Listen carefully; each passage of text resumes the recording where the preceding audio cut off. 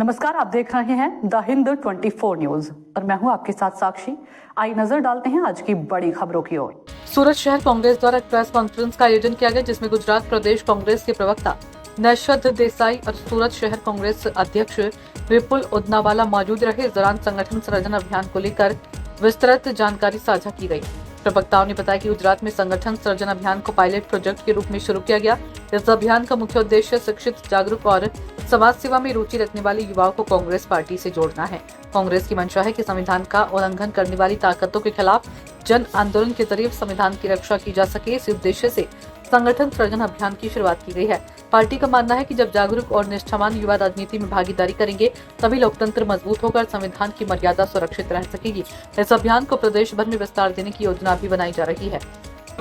અને આપ સૌ મીડિયાના મિત્રોનો અમે અહીં હાર્દિક સ્વાગત કરીએ છીએ અને હવે આ પત્રકાર પરિષદ સંબોધવા પ્રાસંગિક ઉદ્બોધન કરવા હું સુરત શહેર પ્રમુખ શ્રી વિપુલભાઈ ઉદનાવાલા એ પ્રક્રિયાના વિષયથી સુરત શહેરની અંદર એક પત્રકાર પરિષદનું આયોજન કર્યું છે અને એ આયોજનમાં હું આપ સૌને આવકારું છું અને અમારા ગુજરાત પ્રદેશ કોંગ્રેસ સમિતિના મુખ્ય પ્રવક્તા એવા નૈશદભાઈ દેસાઈ સાહેબને હું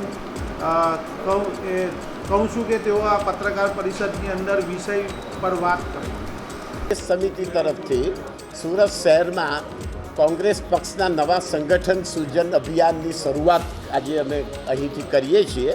સુરતના નવા નિયુક્ત યુવા પ્રમુખ શ્રી વિપુલભાઈ ઉદનાવાળા શહેર પ્રમુખ, સુરત શહેરની અંદર નવા યુવાનો જોડાય સંગઠનમાં અને નવા યુવાનો કોંગ્રેસમાં આંતરિક લોકતંત્ર મજબૂત કરે રાજકીય પક્ષમાં અને લોકોના પ્રશ્નો બાબતે જન આંદોલન સુરતમાં શરૂ કરીએ એ આશયથી સુરતનું સંગઠન કોંગ્રેસ પક્ષનું પ્રદેશ સમિતિ અને એઆઈસીસીના આદેશથી સંગઠનની નવરચના કરવા માટે આજે સૃજન અભિયાન શરૂ કરીએ છીએ। અમે સુરત શહેરના તમામ યુવાઓને, નાગરિકોને નમ્ર વિનંતી કરીએ છીએ કે તેઓ કોંગ્રેસ પક્ષમાં જોડાય, સક્રિય સભ્ય બને અને કોંગ્રેસ પક્ષની બાગડોર લોકતાંત્રિક રીતે પોતાના હાથમાં લે અને આ એક જન આંદોલન સુરત શહેરમાં કોંગ્રેસ પક્ષને પુનઃજીવિત કરે। મહાત્મા ગાંધી, જવાહરલાલ નહેરુ, સરદાર પટેલના આદર્શો અનુસાર ગુજરાતનું નવસર્જન કર્યું।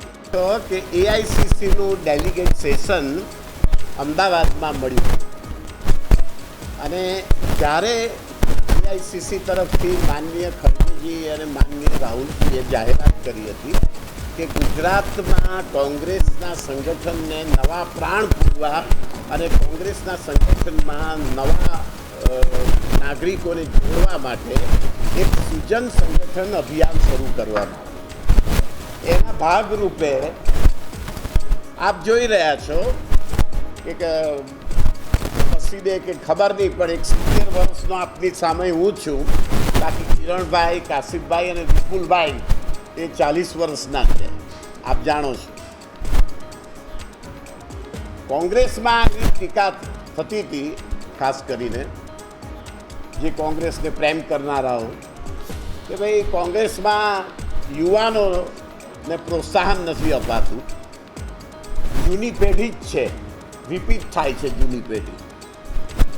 તો આ વખતે યુવાનોને પ્રોત્સાહન આપવાની એક નવી ક્રાંતિ સંગઠનમાં શરૂ કરવામાં આવી છે।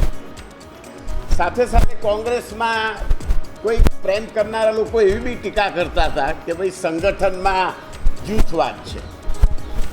તો હવે સંગઠનમાં એક ખુલ્લું ખુલ્લાપન લાવવા માગીએ છીએ। પાર્ટીનો એઆઈસીસી અને પ્રદેશ સમિતિનો આદેશ છે કે આપણે સંગઠનને લોકો સમક્ષ લઈ જઈએ।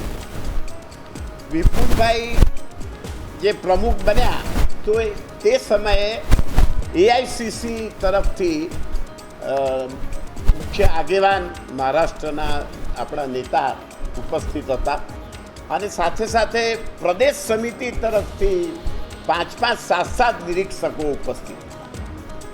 એ રીતે લગભગ શહેરના તમામ શુભેચ્છકોની સાથે ટૂંકી પણ મુલાકાતો કરી તમામ સાથે અને પછી એક શહેર પ્રમુખની જાહેરાત કરી। હવે સુરત શહેર મહાનગરપાલિકા આપ જાણો છો કે બહુ મોટો વિસ્તાર છે ને હવે તો બૂથો અને મતદારો પણ વધી રહ્યા છે, એટલે આવા સંજોગોમાં સંગઠનનું માળખું બનાવવાનું છે. તો સંગઠનનું માળખું देखते रहिए द हिंद 24 न्यूज।